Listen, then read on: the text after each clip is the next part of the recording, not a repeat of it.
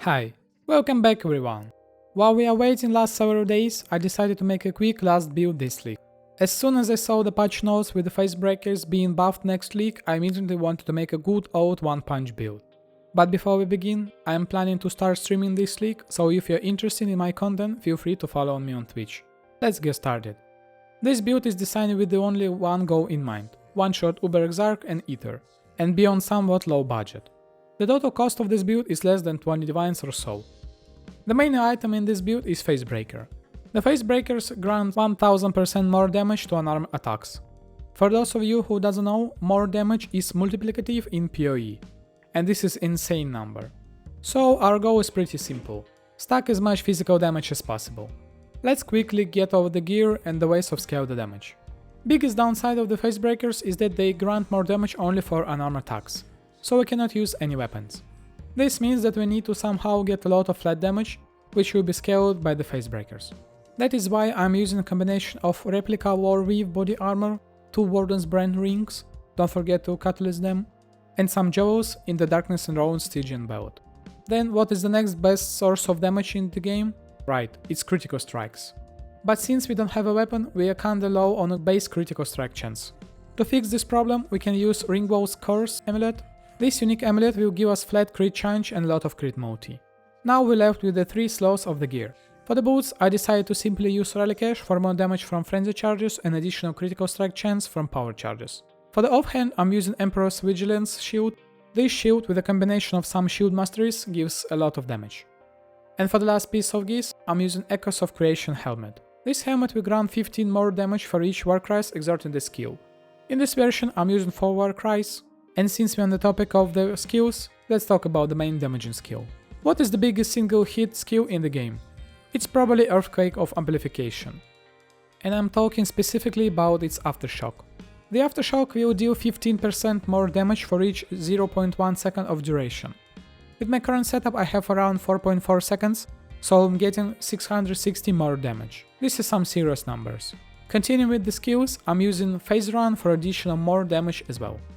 To boost damage even further, I'm stacking a lot of Rage. Since each Rage gets 1% more damage, with some Ascendancy passives from the Berserk, we can boost it even further. In my current setup I have 98 maximum Rage, which grants a total of 133% more damage. And last but not least, I'm using default combination of damaging flasks: Lion Roars and Bottle of Faith. For the last flasks you can use pretty much anything.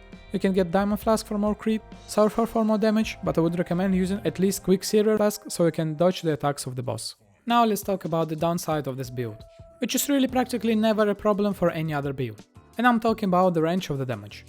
With my current setup I'm hitting for something between 14 millions and 47 millions before crit multi. This means that I can hit for any amount of damage in this range. After crit, this range changes to something between 60 and 200 mil, and this is an Uber damage.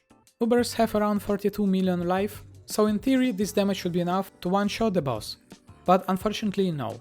Some of the Ubers have grace period, which grants them insane damage reduction for the first several seconds of the fight, which is gradually lowered over time. GGG made it so the Ubers are not getting instantly one-shot, but well, we are all here to see them die in one hit, right? Anyways, since they have some insane damage reduction at first, if we get the damage roll in the lower part of the range, depending on how long your rotation took, you might not one-shot the Uber. That is why I'm not using something like Rislata's Belt or Volatility Support Gem. Yes, on paper it increases your damage, but it drastically widens the range of the damage possible, so you might get a streak of dealing like 1 million damage, which is unacceptable. So to overcome this problem of running the damage from the lower half of the range, I decided to use Impale.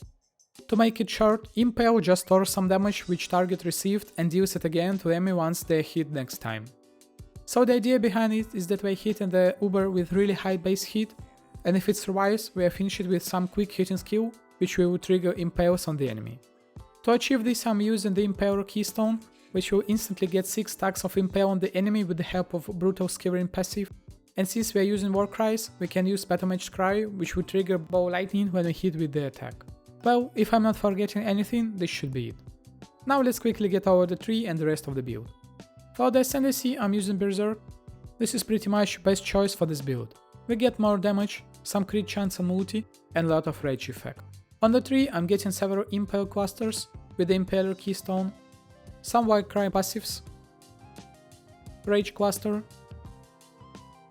critical clusters, accuracy, and some shield clusters mainly for the masteries. Now moving forward to the jewels. I'm using 2 big physical clusters. You can use pretty much any passives which grant physical damage.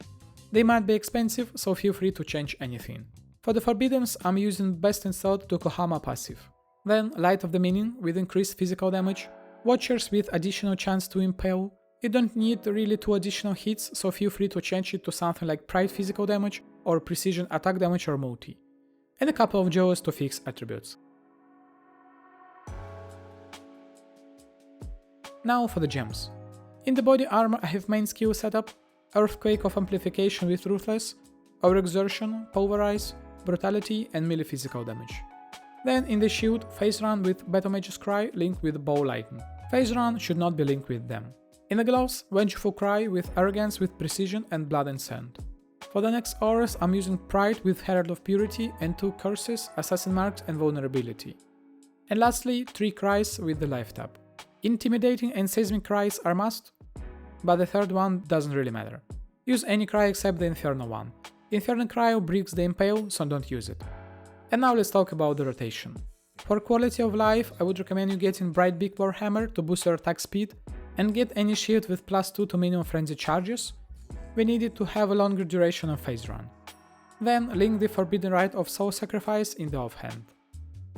To start the rotation, hit the ground with the Earthquake twice, in order for you to get the Ruthless stack.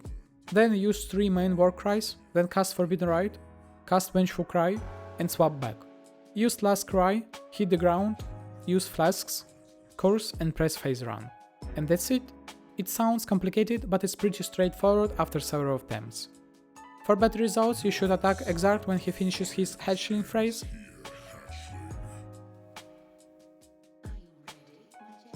and for the Eater right after he starts talking.